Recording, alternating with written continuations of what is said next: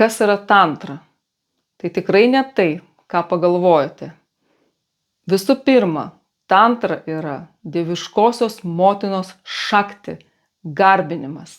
Tai yra dvasinės praktikos, kurių pagrindas yra, kuomet mokytojas suteikia iniciaciją ir praktika yra upasana, o atliekantis ją vadinamas upasaka.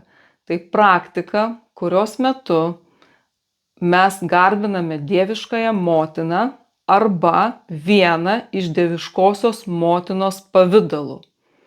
Žinomiausia yra 10 dieviškosios motinos pavidalų, vadinami maha vidijomis.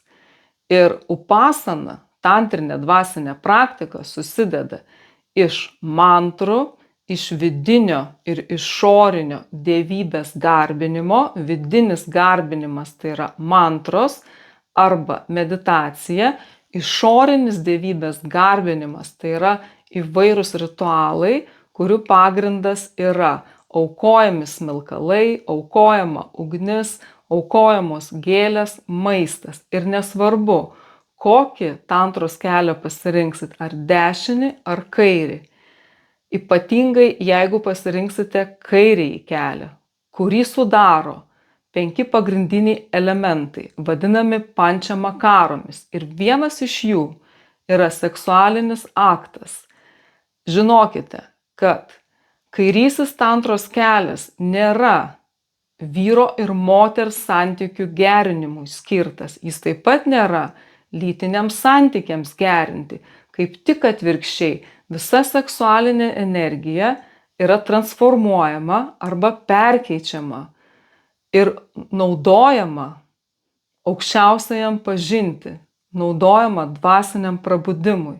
Ir ypatingai kairiajam dvasiniam keliui yra būtinas mokytojas. Kitu atveju keliausite neaišku kur. Taip pat geometrinė dievybės forma arba pavidalas yra jantra.